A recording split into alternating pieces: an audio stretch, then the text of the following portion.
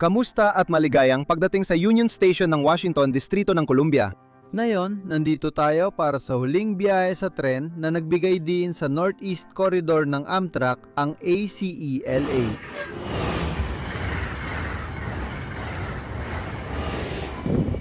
Dahil ilulunsad na ng Amtrak ang Next Gen ACELA, magre-retiro na ang mga lumang tren, kaya bago tuluyang lumubog ang araw sa unang henerasyon ng high-speed train ng Amerika, panahon na para sa huling biyahe. Samahan mo ako habang tinitingnan natin sa huling pagkakataon ang Legacy ACELA ng Amtrak. Biyahe tayo sa first class mula rito papuntang New York City. Magsisimula ang ating paglalakbay sa pinakatimog na dulo ng Northeast Corridor, Washington District of Columbia, Union Station. Naglilingkod sa 90 Amtrak na biyahe araw-araw at mahigit 5.2 milyong pasahero taon-taon, ang District of Columbia Union Station ang ikalawang pinakabalang Amtrak station batay sa dami ng tren at pasahero.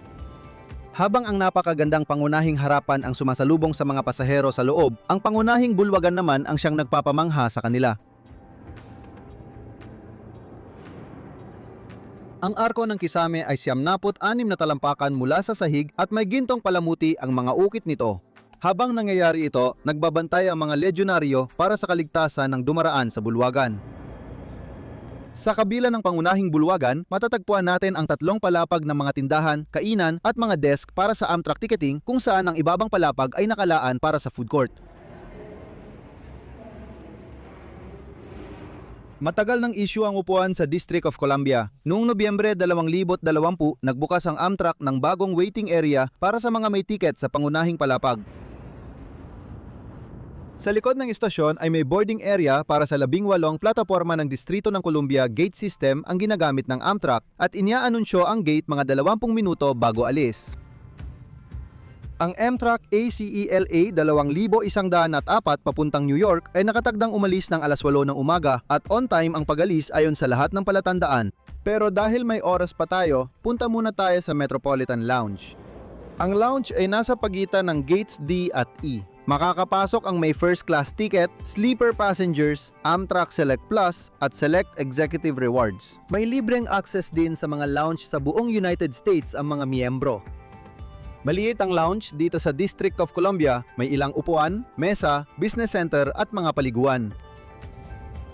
Nag-aalok ang Amtrak Metropolitan Lounges ng iba't ibang magagaan na merienda at inumin, lahat ng ito ay libre. Hindi natin kailangang kumuha ng marami rito dahil may almusal tayo pag-alis ng District of Columbia. Nagsisimula ang pagsakay sa tren 2,100 at 4:20 minuto bago ang alis nating alas 8 ng umaga. Naghihintay sa atin sa Track 11 ang ating magandang Legacy ACELA at katabi nito sa Track 20 ay ang tren na papalit sa ikonang ito. Inilunsad ng Amtrak ang Next Gen ACELA. Noong Agosto ng 2025, ang Next Gen ACELA ang kinabukasan ng Amtrak. Dahil sa 28 set ng tren na may 160 milya bawat oras na bilis at 27% na dagdag na kapasidad, malaking hakbang ang Next Gens para sa Northeast Corridor. Dagdag pa rito, maganda rin ang itsura nila.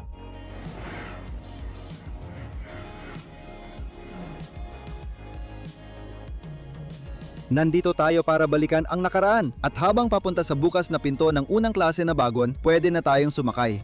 Ngayong araw, nagbook ako ng ticket gamit ang first class upgrade coupon, kaya limitado ang upuan ko. Nakapo tayo ngayon sa upuang 5C, nakaharap sa likod at katabi ng aisle sa isa sa 4 na mesa. Di man perpekto, pero matapos kong suriin ang booking, tayo lang gagamit ng mesa hanggang Baltimore. Ang Legacy ACELA ay nasa serbisyo na ng mahigit 25 taon simula nang inilunsad ito noong Disyembre ng 2000. Kitang-kita na sa loob ng tren ang katandaan nito. Ang leather, kahit na ni-refurbish, ay nagsisimula ng magbitak-bitak at ang mga carpet ay may mga mansa ng iba't ibang likido. At ang gilaw na ilaw ay nagpapadagdag ng madungis na pakiramdam sa loob ng tren. Pero napaka-komportable ng mga upuan na pag-uusapan pa natin mamaya. Habang nakaupo kami, nilapitan kami ng tagapag-alaga ng kotse, dala ang menu. Sa araw na ito, bawat pasahero ay may isang pagkain kada kalahati ng biyahe at New York City ang gitnang punto. Ang ACELA menu ay nag-aalok ng 3 pagpipilian para sa almusal at 4 naman para sa tanghalian at hapunan. Libre ang inumin at binigyan kami ng crew ng tubig at iced coffee bago umalis. Saktong oras, nagsara ang mga pinto at umalis ang tren 2,104 mula sa District of Columbia.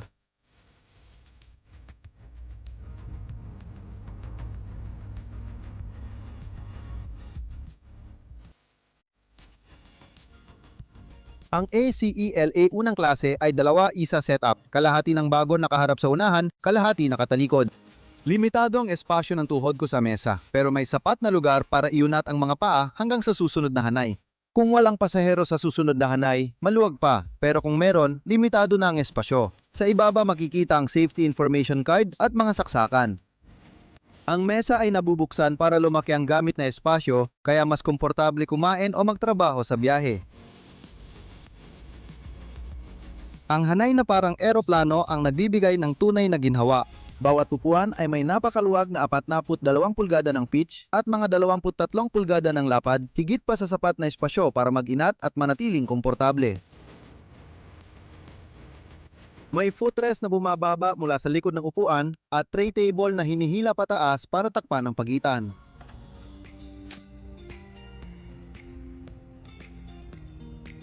May mga saksakan sa sahig malapit sa pader, mga ilaw sa itaas para magbasa, at malaking bintana na may kurtina sa gitna.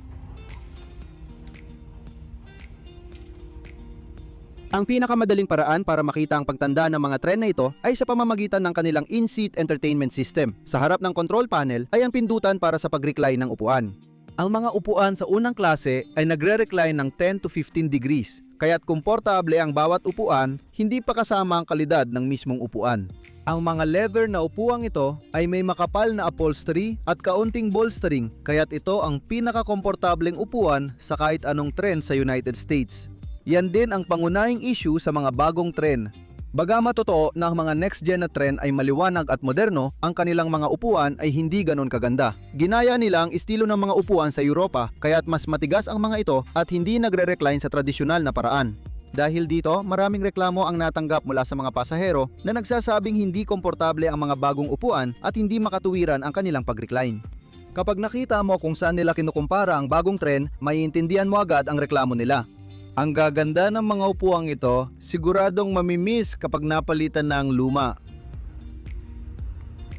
Inihain ang almusal habang papunta sa Baltimore, Washington International Airport. Pinili ko ang breakfast chilaquiles na may croissant at mini kind bar para sa magaan at masarap na almusal. Masarap at cheesy ang chilaquiles, pero mas okay sana kung mas maanghang para mas Mexican ang lasa. Malasat matamis ang croissant at dagdag pampabusog ang kind bar kung gusto mo pa.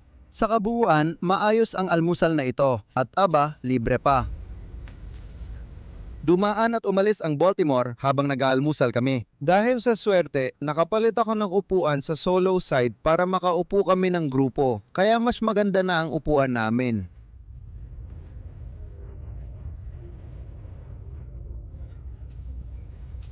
Habang papunta kami sa Hilaga mula Baltimore, tanaw sa bintana ang ilog Gunpowder. Ngunit na yon, isa na lang itong malawak na yelo. Dahil sa sunod-sunod na malamig na linggo, nagyelo ang ilog at tila makapal na ang yelo para lakaran.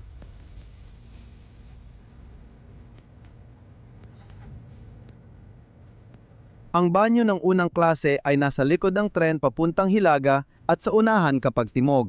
Ang accessible na pasilidad ay napakaluwag, kasama na ang banyo, pati na ang karaniwang lababo at inidoro. Lahat ay gumagana ng maayos na hindi masasabi para sa karamihan ng mga banyo sa mga susunod na henerasyon ng mga set.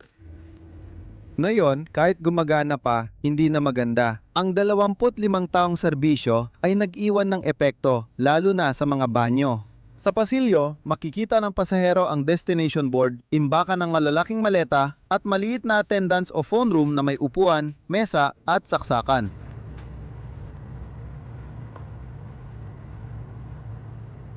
Katulad ng pulbura, ang ilog sa Susquehanna ay nagyelo rin na may isang daanan lang na nilikaan ng ilang matatapang na barko.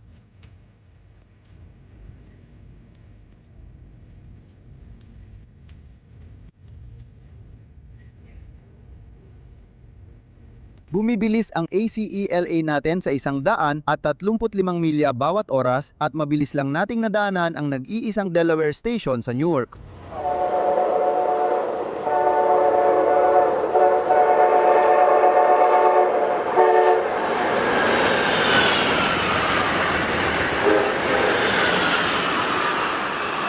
Salamat kay Steven ng How We Get Around sa flyby shot. Magpasalamat din kayo sa kanya sa comments.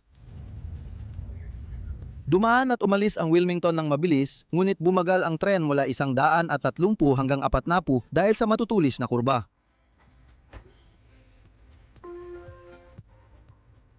Natapos ang biyahe mula Wilmington papuntang Philly, sa 15 minuto mabilis nang ilampasan ng tren ang mga sasakyan sa I-4 na RN-75 Expressway.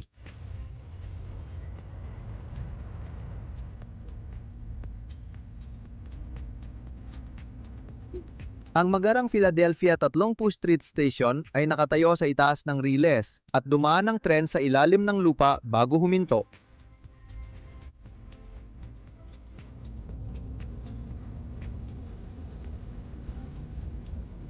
Sa tapat ng Philadelphia, matatagpuan ang Penn Courtyard ng Amtrak, pangunahing imbakan ng Next Gen ACELA at Amtrak Aerotest Train.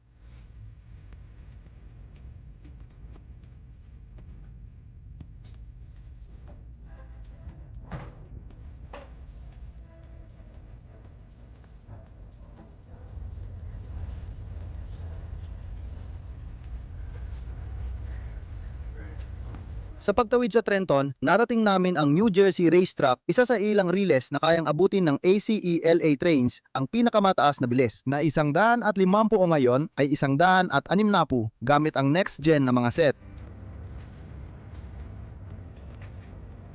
Nadaanan natin ang mga istasyon at tren ng commuter sa kabilang riles at umabot sa 148 milya bawat oras ang bilis ng tren natin sa Princeton Junction.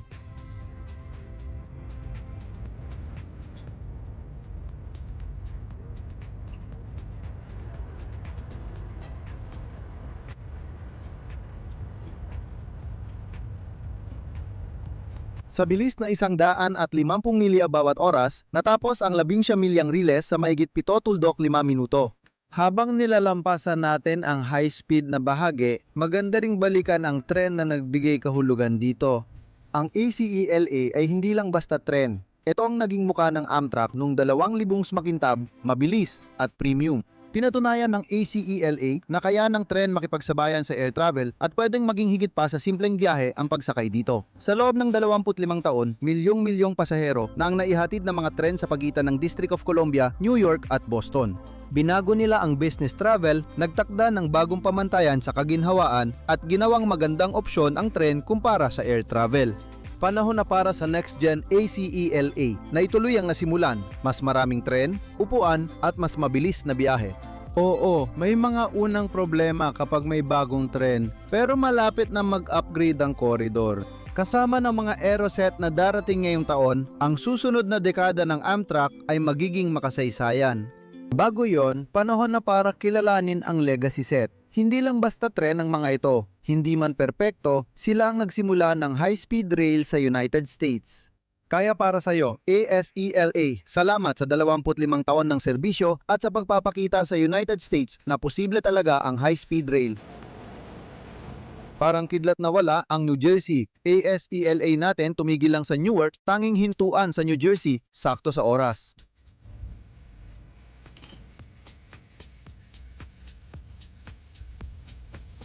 Sa pagitan ng Newark at New York, naroon ang Portal Bridge, isa sa mga pinakamatandang estruktura sa Northeast Corridor. Ang 114 taong gulang na tulay ng tren ay kilala sa madalas na pagka-stuck na bukas, nagdudulot ng matinding pagkaantala at nililimitahan ang bilis ng tren sa 60 milya kada oras.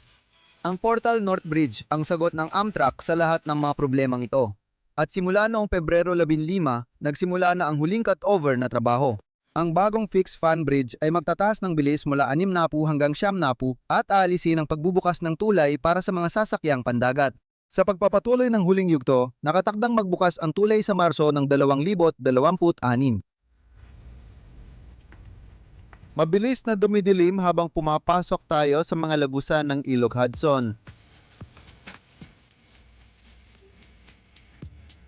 Binabasag ng ilaw ng Penn Station ang dilim habang pumapasok ang tren natin sa Track 7 sa New York.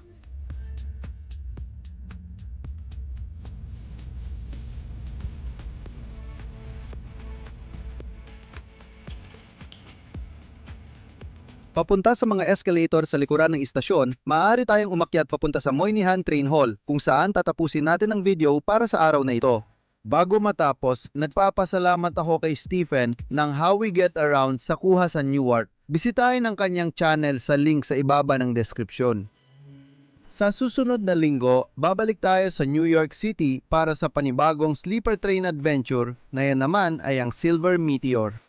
Bibiyahe tayo mula Hilagang Silangan papuntang Gold Coast, sakay ng 28 at kalahating oras sa isa sa pinakasikat na long distance na tren ng Amtrak. Siya nga pala, kung bago ka lang dito, talagang ma-appreciate ko yon. Pindutin mo lang ang subscribe button sa ibaba, libre lang yon at malaking tulong talaga para masuportahan ang channel. Gusto kong magbigay ng malaking pasasalamat at shoutout sa aking mga tapat na patron at miyembro. Ang gagaling nyo at labis kong pinahahalagahan ang inyong kahangahangang kabutihang loob. Kung gusto ninyong mapasama ang pangalan ninyo sa video o suportahan ng channel, bisitahin lang ang mga link sa ibaba ng description. Hanggang dito muna ako ngayon. Salamat sa pagsama at magkita tayo sa susunod.